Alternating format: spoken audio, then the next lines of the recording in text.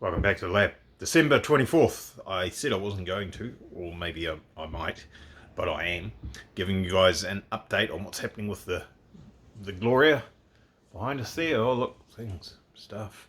Bit of progress. Quite a lot of stuff disappeared off my shelves, which is awesome. I'd like to get my shelves back. That'd be real good. Some things have turned up that we've ordered just in time for the Christmas break. And I've already figured out there's some things that I need that I'm just not going to be able to get for a couple of weeks or whatever. Low volume vehicle cert. This is the system we use in New Zealand, LVVTA, Low Volume Vehicle Technical Association. So what they mean by low volume vehicle is something that somebody has modified, basically, or a production run of very, very limited numbers, so low volume. So that's our stuff. You guys in Australia, I think you just call it engineered engineering. It's the same deal, different system, slightly different rules, but yep, enough babble. Right, let's turn the bloody camera around. No editing on this one, eh? I'll dash it up. It's just a one take, I guess you call it. There you go, that looks alright, eh? Not finished. Don't be that guy that's like, oh, there's a piece of masking tape on the fitting and there's no fitting on it. Yeah, it's not finished. So yes, there's masking tape on fittings to stop dirt getting into the motor. It's coming along quite well. I have had the heater box in there, so the small hole to the top right and the bigger hole, they were full. Had things in them earlier on. They don't now because I've taken it back out again to do other things on the inside. It's only like 4 bolts holds it in, so I was just setting things up. Apart from that, so there'll be some heater hoses. You don't really see one, that top big hole. Apart from that, that is almost everything in the engine bay. That's pretty much what it's going to look like as a running, going, driving car. That's pretty much everything will be in there. Except for hinges for the bonnet. Excuse me. Windscreen washer hoses. They're a real hard case system. It's just a bit of brass tube with the end crushed. 1969 technology. Yeah, apart from that, that's pretty much it. That's everything that was in there. There's obviously the big hole there, right in the middle of your screen there, has a steering column in it, which you won't really see from standing in the middle here, so it won't make too much difference. And I have not put the front brakes into their circuit just yet. So there'll be a pipe come off either the orange or the yellow bung there. It'll go down that inner guard along that chassis rail and through somewhere in this area here to the outside to the strut, and we've got to get a tube over to this side to the same point just down here somewhere. The best way to do that and keep it all hidden as much as possible is possibly run it alongside the top of this other chassis rail across the radiator support panel, I guess you would call it, at the bottom down there, and along the bottom of this side and pop it out here. Now I could do it on the firewall on that side, but there's a lot of hot things around there. But it could sneak along there, disappear in behind the engine around that. Sorry, crashed into the camera. We'll leave that there. It is a one take, like I said. And yeah, to pop out there. So I just got to figure out how I'm going to do that. It's not a biggie. I'm just going to make up my mind one or the other, you know. So it's all looking pretty good. Chartwell panel and paint, as I said in the previous video. Got all that smashed over for us. It's quite nice, quite good. Little bit of stuff and things. I think I've already shown you this. There may be some little bit more in there now than what there was before. And there's some bits just lying around that need to be fitted. But we're getting there. Look, we've got a gear lever and stuff. You probably didn't see that last time, I guess. I have to make a new manifold that goes on here for our windscreen demist. Those two fittings there, one either side. Where is it? There it is there, in the middle of your screen. That piece of rubber that's looking extremely deteriorated and falling to pieces. So can't use that, can't resurrect that. We'll make a new one, probably out of aluminium. We're trying a new position for the instrument cluster in the dash. We'll put it in the boot for better weight distribution. Might be a bit hard to reach while you're driving, but that's fine. And the head unit's obviously that'll be its permanent position there as well. I believe that has some sort of special Bluetooth connection thing via this cardboard box here and into the speakers, which might be a bit hard to hear from there, but that'll be good for weight distribution. Anyway, so yeah, we've got our insulation on the floor in the boot in here, and we've got our fuel system that's actually done. That's yeah, everything's nipped up. So we've got to put some power supplies back onto those things. Obviously, we've got no power cables or anything on the battery anyway at the moment, but the fuel system is done except for the 2 return hoses off the rails. The shelves are looking empty, aren't they? It's great. In fact, this doesn't even go back on the car. This is the old radiator cap, so that can go in that box up there of things that aren't going back in. So I'm shifting the fuel pressure regulator, which I've lost. Oh no, here it is. Let's put that down there with those things. So those 3 items need to go back into the car, and then the fuel system's complete again, ready to go. So that's it's good.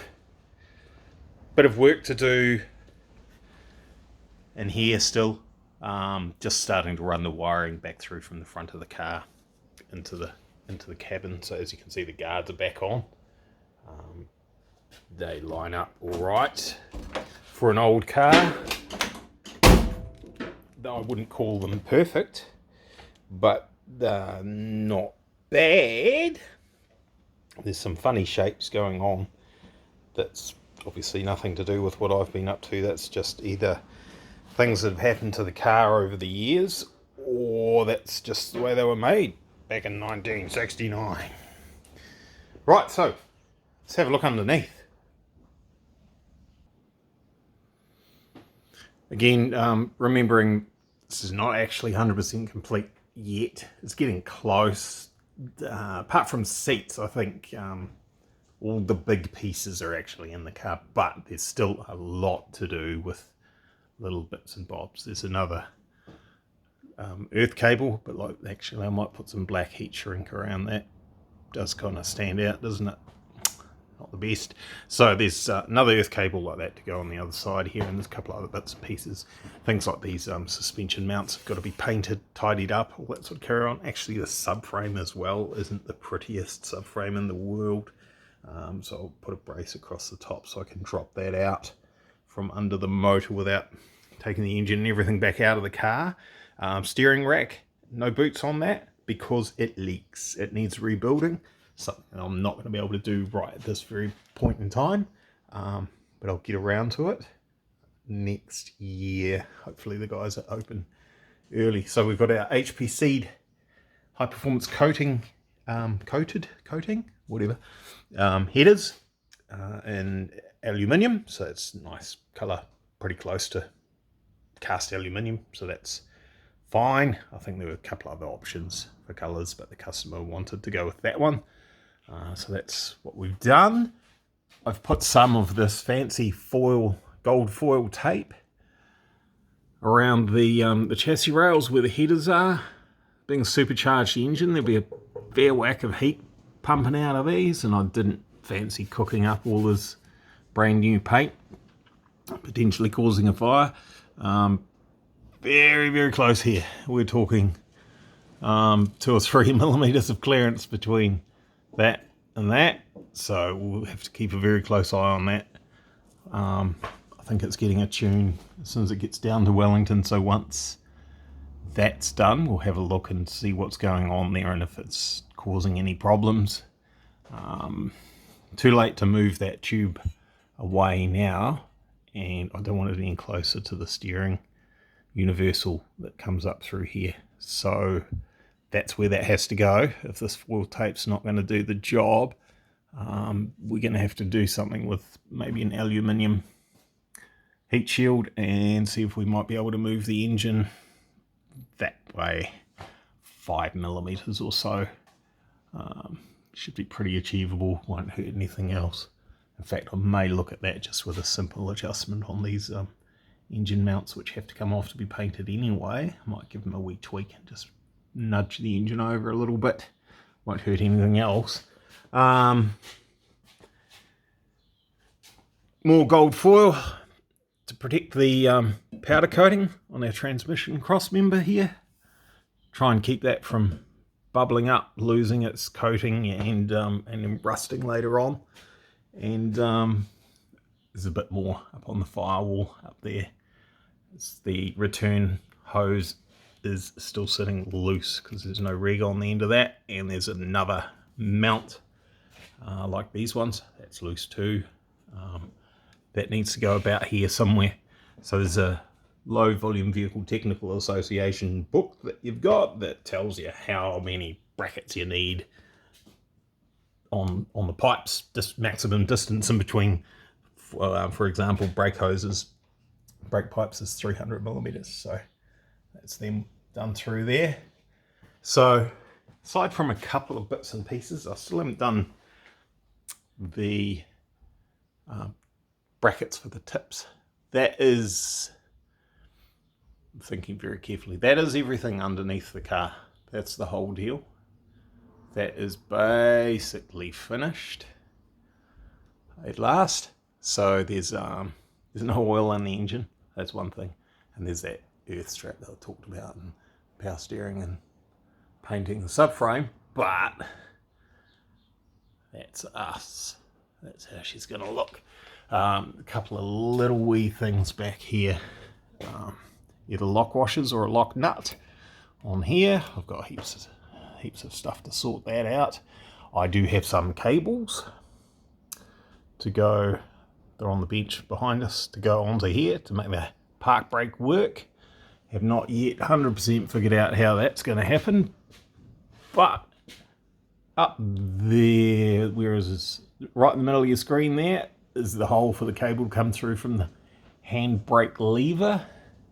We'll run that through just off to one side here, so that if the drive shaft fails, it won't hit the cable and kill the cable. That's one of the requirements. And then once we get to the back of the car, there's actually heaps of room up above there to do our split into two cables and sort all that out. These brackets here, they need painting. That's easy enough. It's not a big deal. We'll possibly be changing the height on the back of the car. I think it's going to end up having to go up just a little bit, just for some clearance.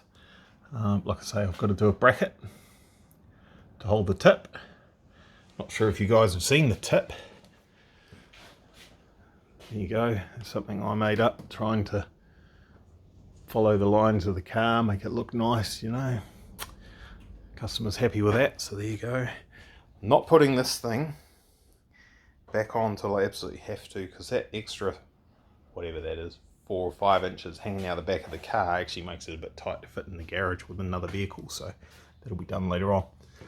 But there you go. I just tripped over that now that I've talked about it. We do have some silver ones. These rear brake. I just tripped over it again.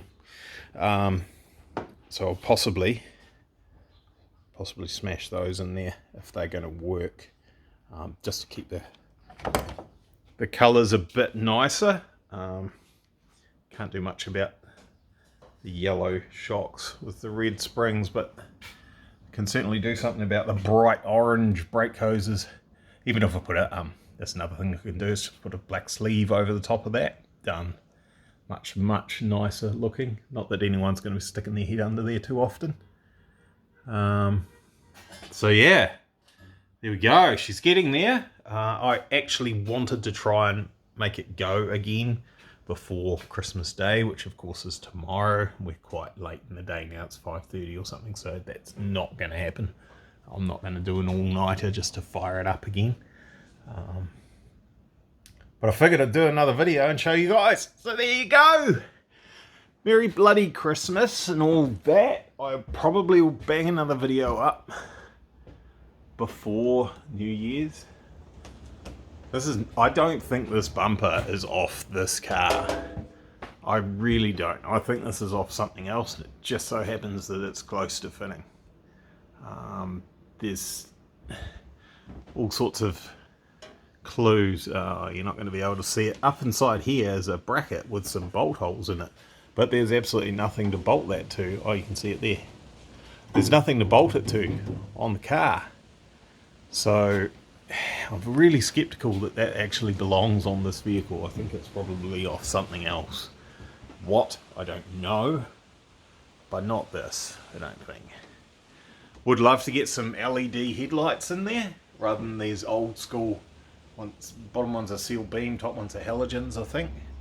But that's probably something you'll have to look at later on. Couple of other little things to deal with. Brackets for sway bars. That end's all good. That just bolts up as per normal. This side here, I've got to make a spacer. Take that bolt out, put a longer bolt in with a spacer in between here and there to make that work.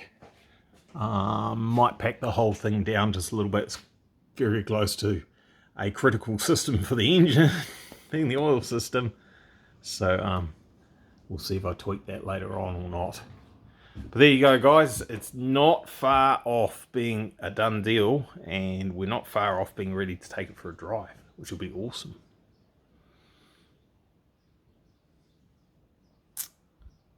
Swapping. There we go. Alrighty. There you go. Merry bloody Christmas, like I said. And talk to you soon. Cheers, bye.